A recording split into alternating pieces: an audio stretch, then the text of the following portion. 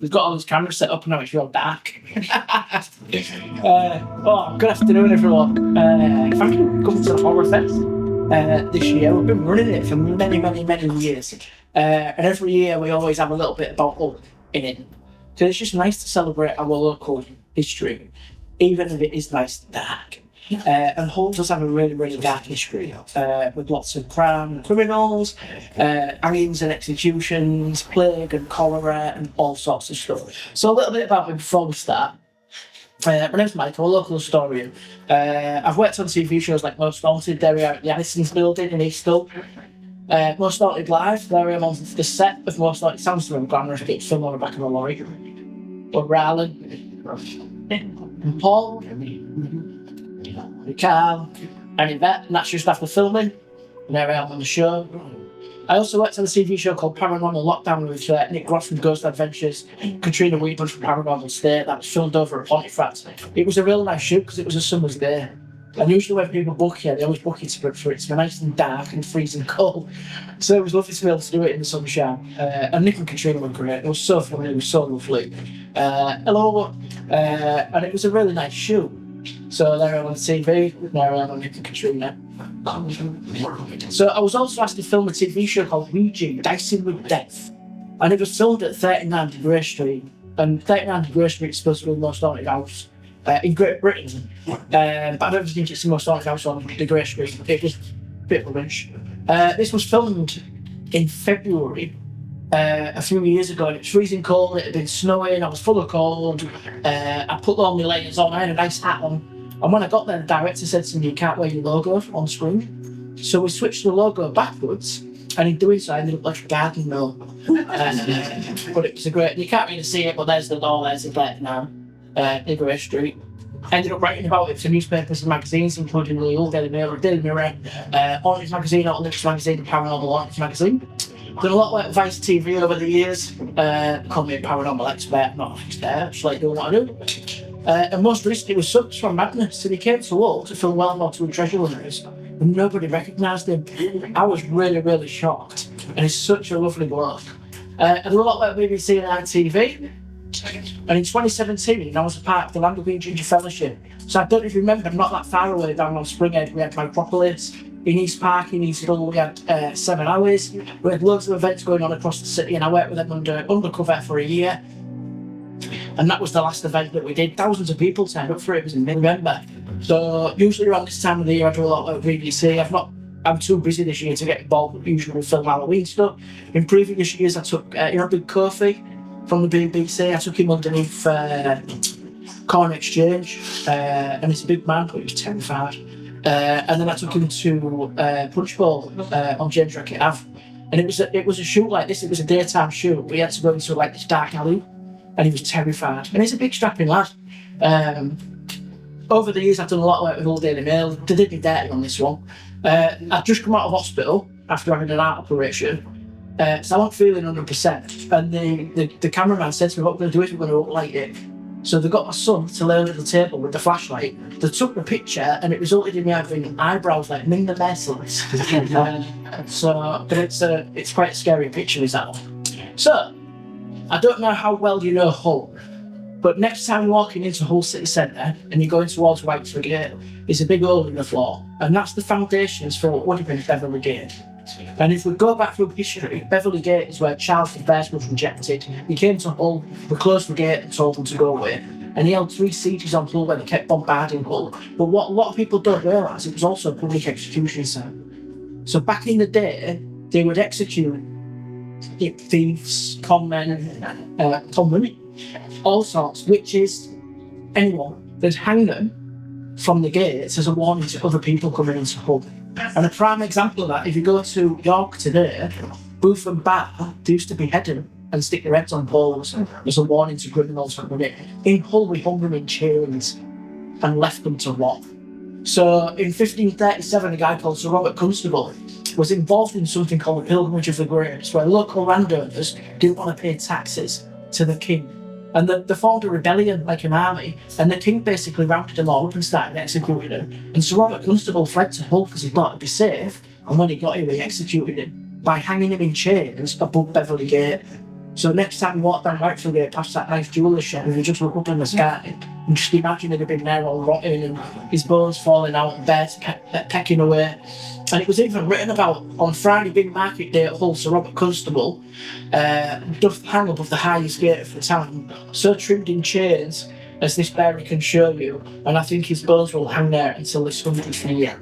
So what a lovely sight going in. So in 1577 as well, Hull was also involved with pirates. So if you've seen the first 5 minutes of Pirates of the Caribbean, where Johnny Depp is coming in on his boat and it's getting lower and lower in the water, you'll notice he goes by a trio of pirates that are hanging, and he sort of takes his hat off and bows his head to them. We did that in Hull. So not quite as tropical as that. It would be nice to have tropical conditions like that. But in 1577, the Humber was known for pirates, and we executed them and hung them in gibbets right along the Humber. So if you can imagine today getting the ferry out to Rotterdam and sailing along that stretch and just these bodies just all hanging there, and that was a warning to others. We still don't know the exact number. Some say it was as low as 8, some say it was as high as 28, but either way it's quite a barbaric thing to do. Hull also had a lot of connections to witchcraft. So the most recent witchcraft case was in the Victorian period, the lady called Betty Gofton. And Betty Gofton was accused of being a witch, and she lived not far from where the history centre is. So where Hull New Theatre is and Rob Deering, that area back around that area was where she lived when she was around. And she basically allegedly bewitched a local man, and he had bad luck. And back then, to lift the case, she had to stab him, tripped them, and it's called bloodletting, just so they bleed just a little bit. So he stabbed her, and she took him to court for assault. And in court, the judge said, right, there it is. If you can prove she's a witch, you win. But if she can prove you stabbed her, she wins. So she just went, there's the scar, there you go. So she won. So, and as early as 1583, three old ladies were hanged in Hull for the crime of witchcraft. And back then, executions would have been public. So families would have gone to them and had a picnic and sat and watched them. So we know the executions would have taken place in several areas of Hull. One of them was known as Bramhorse Farm, or Bramhorse Inns, or White Horse Inns, or White Inns. And this was roughly where Prospect Centre is today. So we also know as well, at the end of Great Dorton Street, where Hessel Road is, so just before you get to Vauxhall Tavern, it's where Arco used to be, but it's all been pulled down and it's all covered in metalwork for all the roads and stuff. They used to execute them there. And then we also used to tie them up. So in 1604, when the plague hit Hull, 5 locals were arrested for practising magic. And we've even got the names: Mary Ollen, Janet Russell, Janet Butler, Roger Beavis and John Willoughby. It was claimed Willoughby admitted his guilt after he was tortured. And witchcraft was huge back then. They used to take people and tie them to what was known as the pillory, but that no longer exists. And today the pillory is the site of where King Billy is. So back in the day, in the 1500s, witches would have been tied up here and left to rot, basically. And what they would do is they would tie them up and leave them outside for days and days and days. And if you survived that, you'd either go to prison or you'd be executed. So it was a no-win situation really for him. And those marketplaces it would have been in the Victorian period. So in 1833, talked about Charles Ashton and Betty Gofton. A lady called Eleanor Winslow as well. He was accused. He accused her of being a witch and said he'd given her back like an apron to her as well. In World War I, Hull also suffered during the Zeppelin raids. So when you think about dark history, and you think about the periods that Hull has gone through, we've gone through a lot. We've gone through the plague, the cholera, but also World War I was widespread bombing across the city. In World War II, and in fact in World War II, just out that window, just in that corner over there, was a gun factory. And then over where Springhead is, what they call the V2s, came crashing down in a bid to try and bomb the city. So there was quite a lot of activity in this area.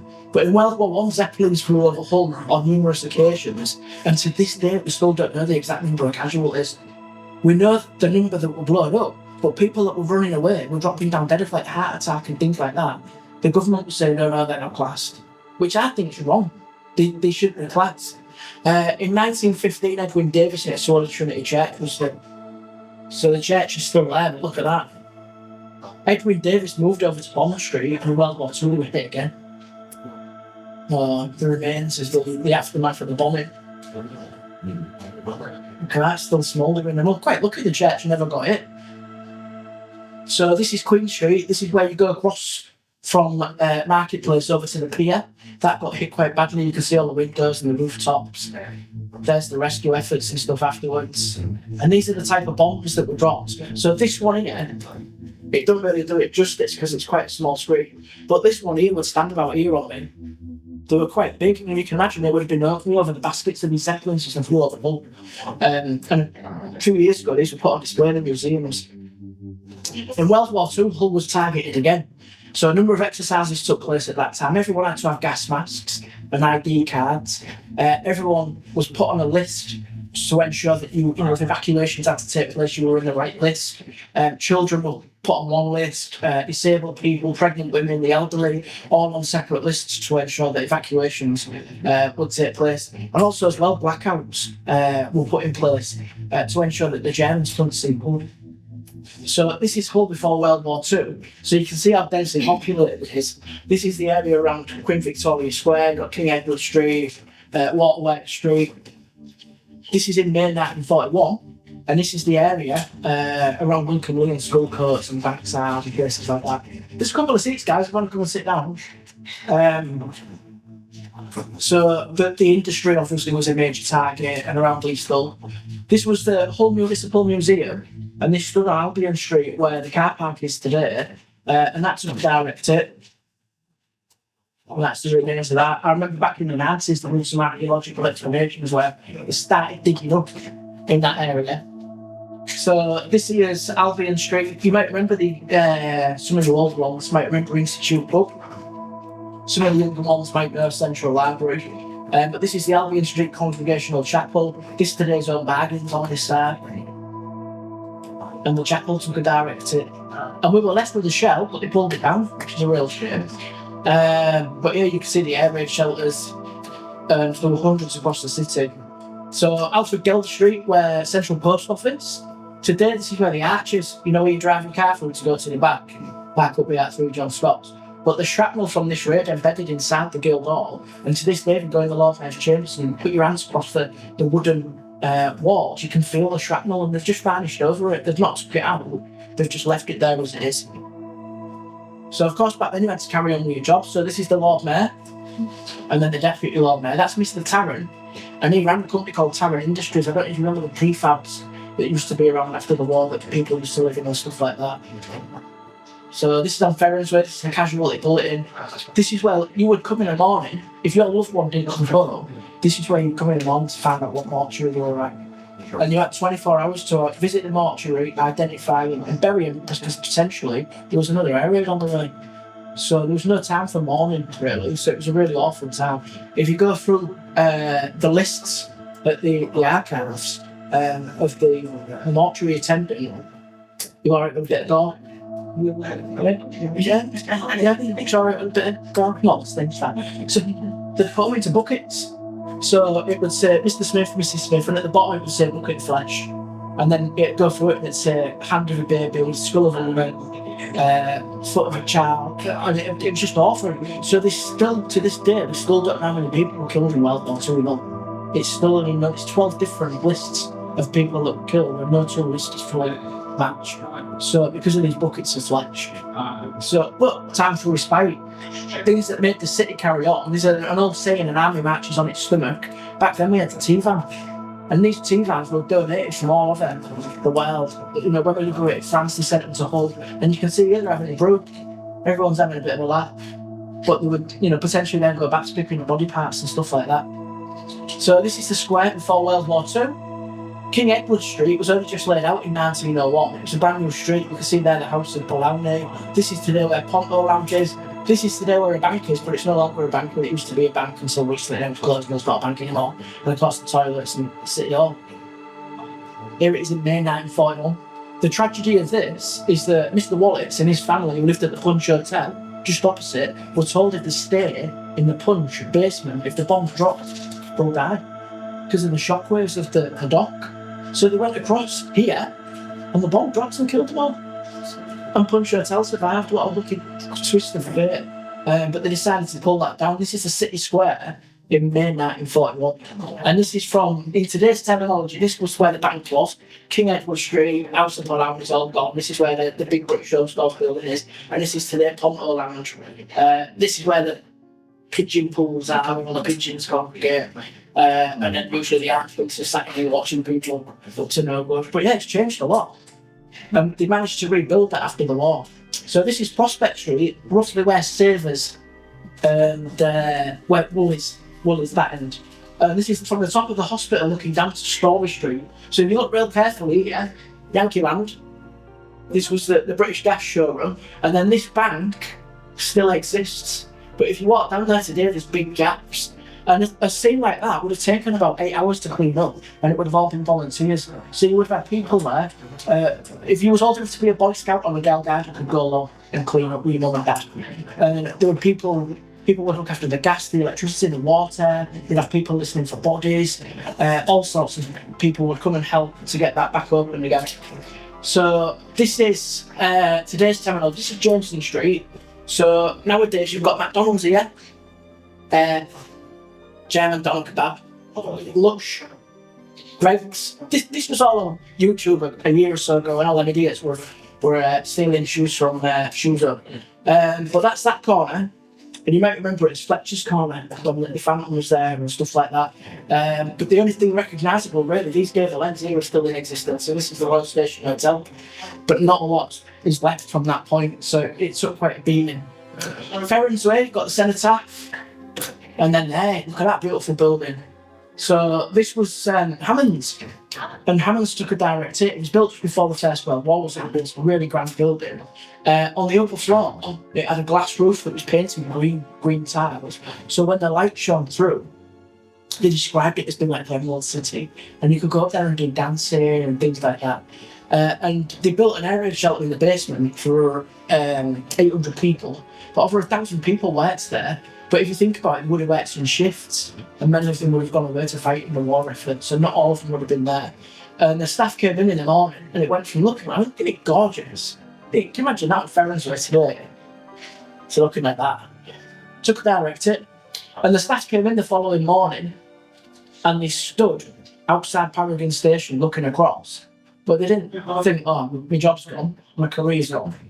They went to Spring Street, opened up the roller shutters on the warehouse, put some wooden balls down and carried on trading. They didn't stop. One of the most shocking stories from this, the morning after the raid, a gentleman was coming down Annaby Road on his push bike.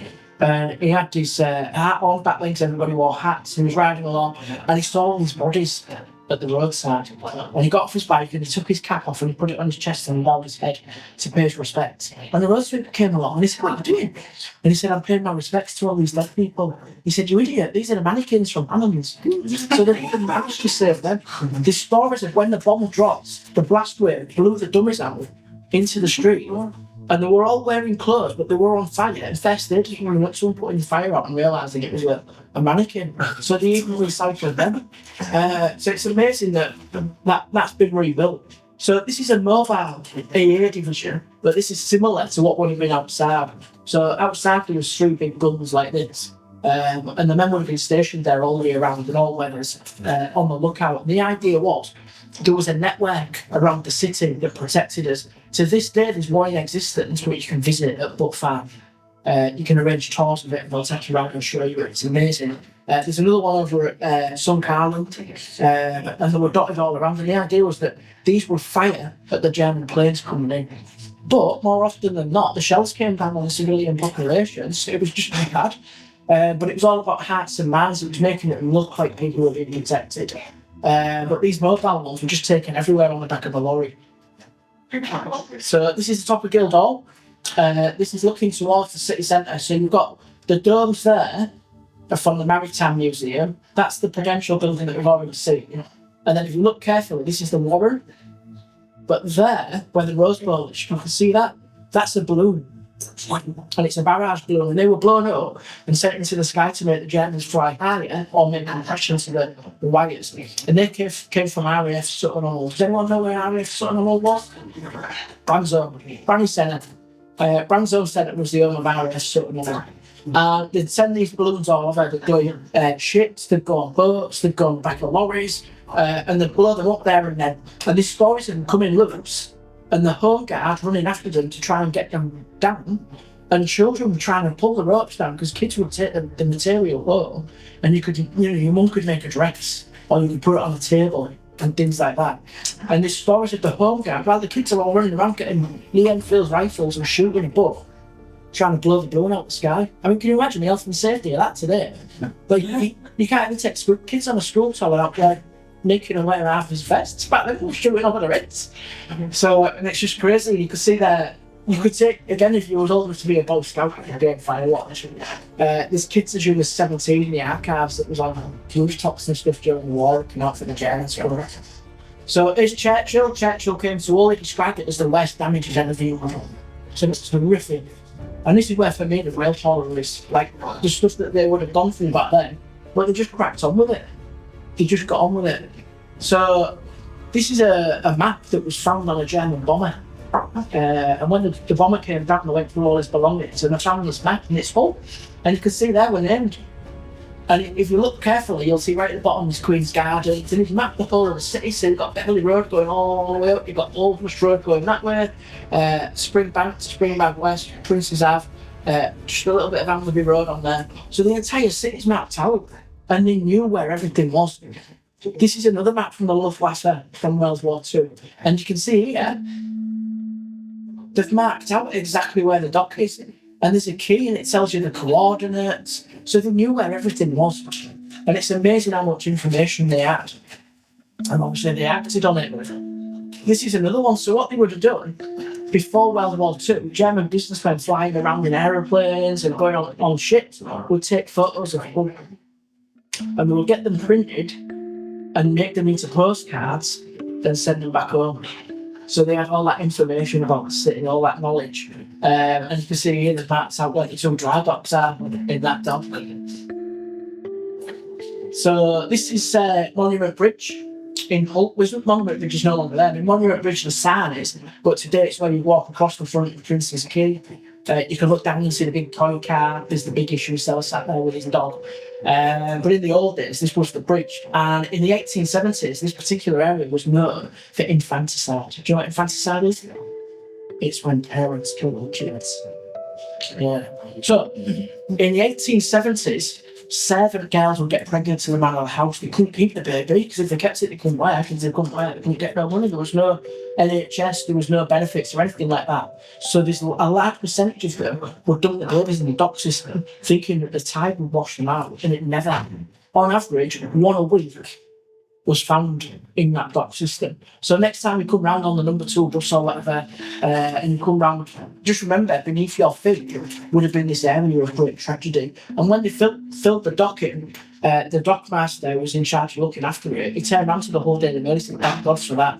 He said, because we were fed up of coming in every day, not knowing how many would have to shovel out. And it's just awful when you think about it. But it was really, really bad in Hull at that point. But in the background there, you can see St. John's Church. That today is where Ferrum's Art Gallery is. But that was the family church of the Lutwidge family. And Mr. and Mrs. Charles Lutwidge Esquire were buried in there. Does anyone know they are? They were Lewis Carroll's grandparents.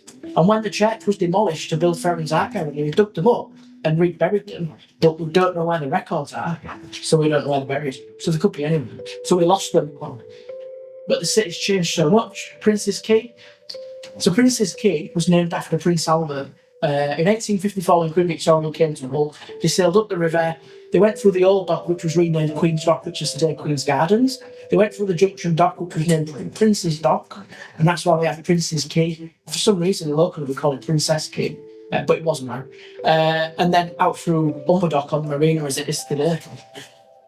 So this is in Queen's Dock, as it would have been. So Queen's Dock was the first dock opened in Hull, opened in the 1770s. It was known originally, does anyone know what it was first called? They called it the Dock. Does anyone know what they called it in later years? The Old Dock. And then when Queen Victoria sailed through the Queen's Dock, and then when they put gardens in, Queen's Gardens. So you can see that City Hall. So it's the city centre just before World War II. You can see They've just moved the church, so they must be getting ready to build Ferrens Art Gallery. Credentials still there, but you can see how busy the dock is. There was actually talk at one point to fill the docking just enough to leave canals all the way around the edges, and they wanted to turn it into what was known as the Venice of the North, so you could get a gondola and go around the dock, which sounds dead romantic, but it would probably be full of shopping trolleys and all sorts, so not as romantic as. Another idea was to build on the dock, but subsidence made it really bad. They was going to put the central bus station on there, but again, subsidence, so they moved it to where it was on Ferrens Way. So this is from Prince's Dock looking out. So Old College would later be built at this end, over here, and then George Street's off in the background there, and Dock Street. But the area was riddled with crime and criminals, and it was a really, really bad area. So I'm going to ask again. Are you alright with go? Yeah? So this particular area was known for a number of murders. So one of them was a lady called Amy Green. Amy Green was a lady of the night, who was there, and she was thrown in the dock by two ship's captains. And when it went to court, the judge said, because you're captains, you're upstanding, respectable men, I'm going to dismiss you. No charges. And then just off Prince's Dock was a case involving a lady called Elizabeth Mattex. And Elizabeth Mattex was married by her husband, and she was a drinker. She liked to go out to pub, and every drink she'd get louder and louder and louder. And she came home one night and she was mouthing off, so give her some more money and sent her back to the pub. And she went to what is today known as the Quayside. She had a few drinks and went home. Once she got home in the back garden, they lived on Dagger Lane, there was a fire, a little bonfire, and she watched that fire. She said, "That's for you." And you grabbed her and threw her on it. So back then there was no fire brigade. The police turned up and saw her on the fire. They dragged her off, and when it came to the inquest, the police officer said she was really crispy. So she'd want her on. Now, when it came to court, they gave him three options. You can go to prison for life, you can be hanged, or you can get on a ship and go to the colonies in America and start a new life. What would you do? I went to America. And it was really, really bad.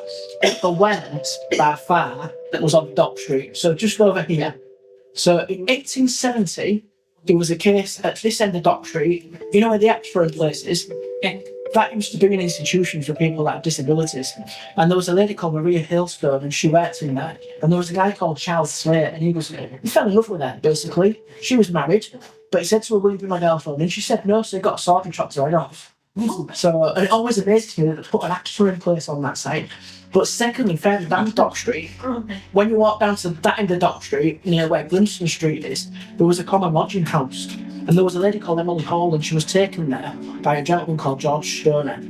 And the idea was back then you could hire a room for 15 minutes at a time, which gives you an indication of what men would take women there to do. And he booked it for an hour. So Emily Hall obviously thought she was in for a good time. They went upstairs. 15 minutes later, they came down, puffing and panting and dripping mud sweat. So Mrs. Shukovsky, the lodging house keeper, she thought he'd just done the business and left. And she gave her 45 minutes to clean up and rest.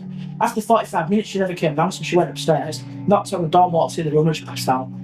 When she came to, she passed out again. And her niece was downstairs, little girl, 17, ran upstairs, and said, "What's up?" Walked in the room. Emily Hall was on the bed bleeding to death. So I did warn you. Okay, but we're having dinner after this. She'd laid down and opened her legs, and he turned around and got a knife. And he went up, right inside. But then, he pulled the knife out, and that wasn't enough for him. Because he considered her unclean, he got a bar of soap and put that, and he killed her. And again, it went to court, and they gave him a charge of manslaughter and a sentence of 5 years, which is disgusting. Like, he should have been hanged for that.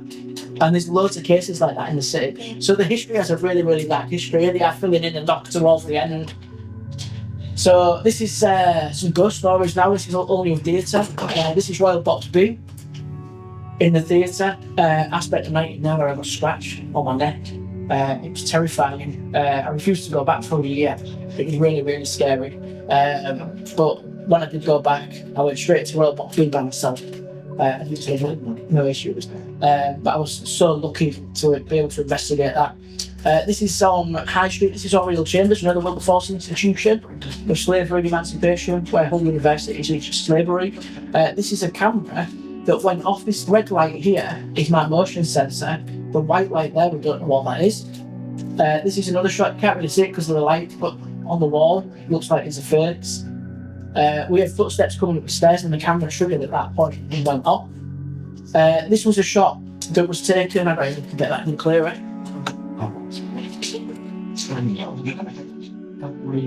So this was a shot that was taken of my mate Terry, lovely man.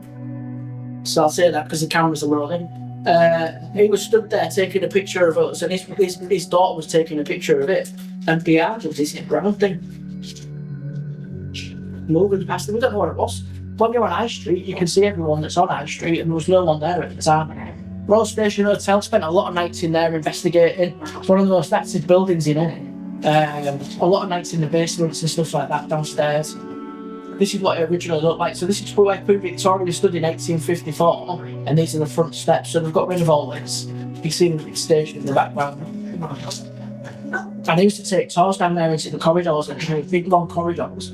And we'd see all sorts. One occasion we was in is a big Victorian barber shop, and we were stood around a table about this size with a candle on it, pitch black, and there was me and 14 guests. And I looked round and there was 16 people. And there was a real tall man and he stood in a doorway, and I said, "Who are you?"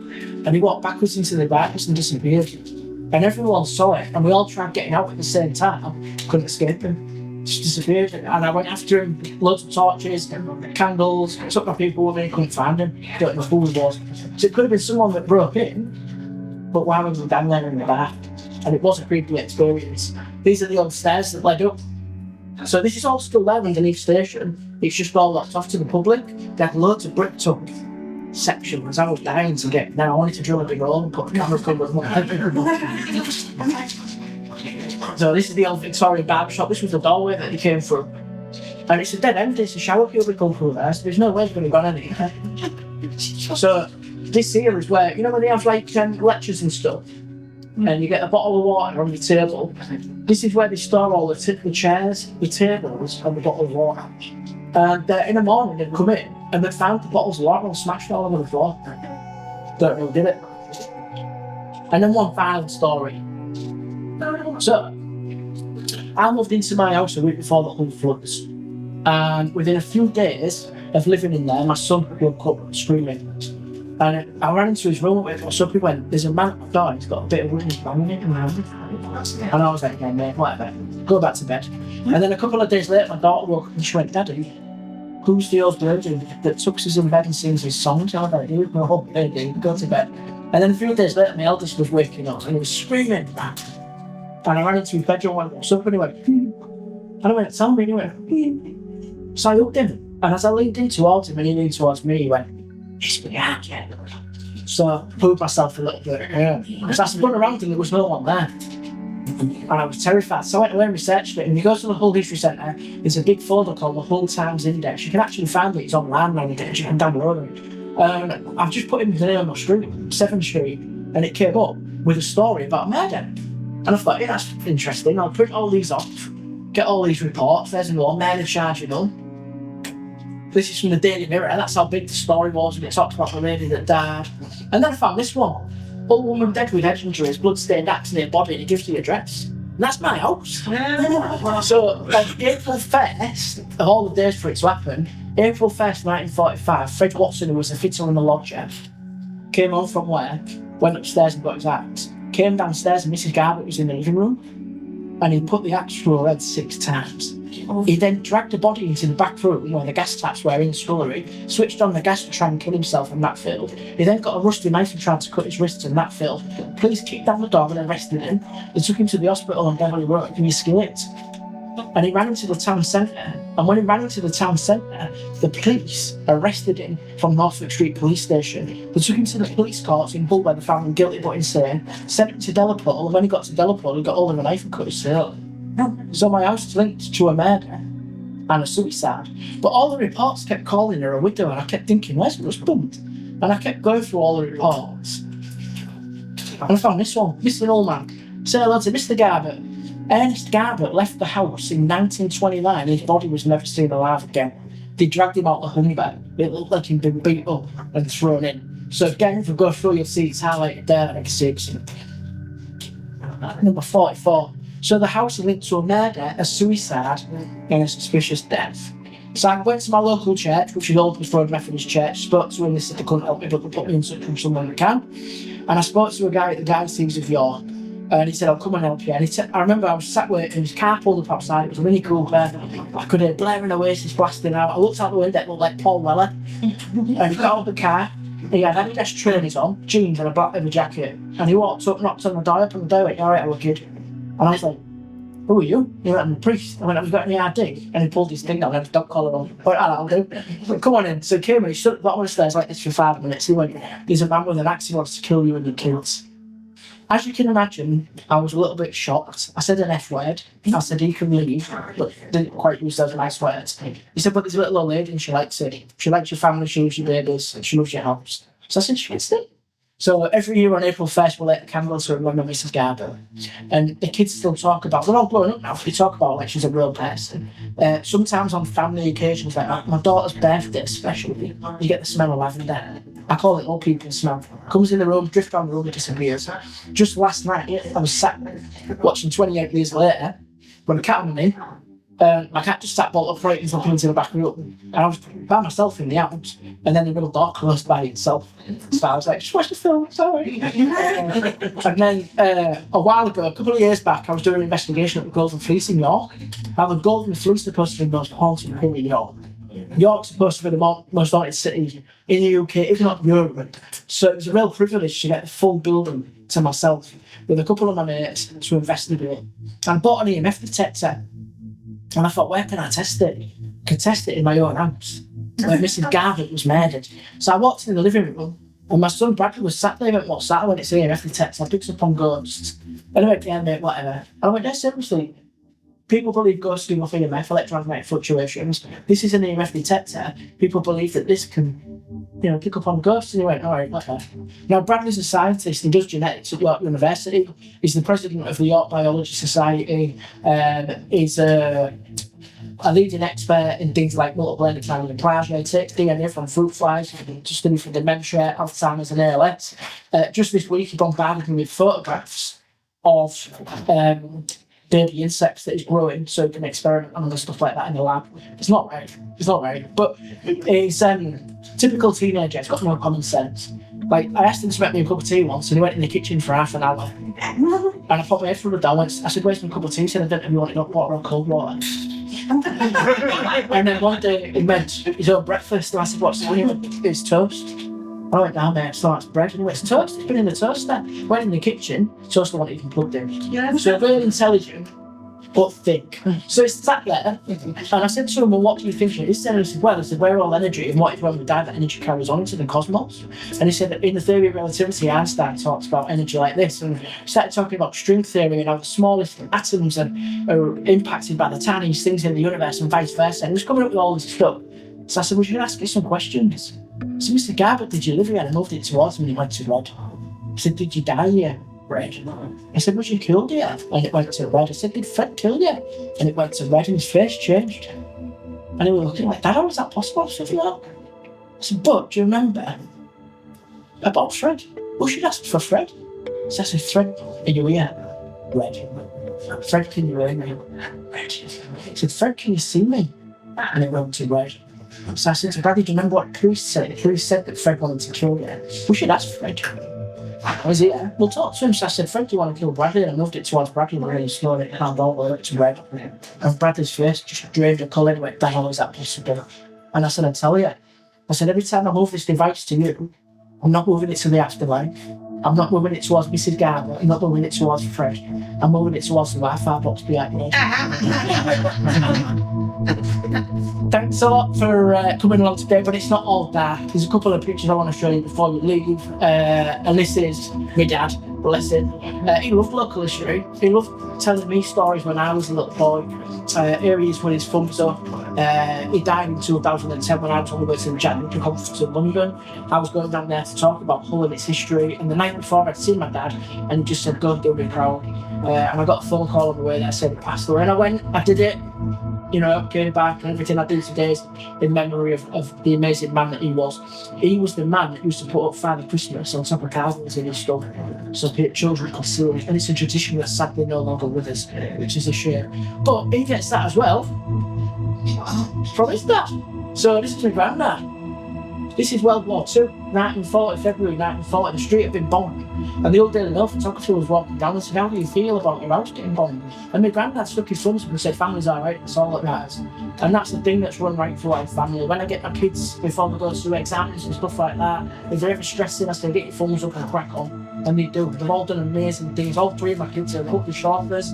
They've all excelled at school. They've done well at college and university. My littlest one, who's 13, he's already a rugby chauffeur and he's been in this first Hollywood film. So they've all smashed it in life, and they're all doing amazing. And it's all just get your thumbs up, crack on, ignore the horror, because we're all going to encounter it at some point. And, keep your chin up, and we'll all get through this. Enjoy the rest of your day today. In 20 minutes, we've got the guys from 28 years later coming up for some conversation. So I will open it up to questions if anyone's got any questions. But thank you for having me. Thank you.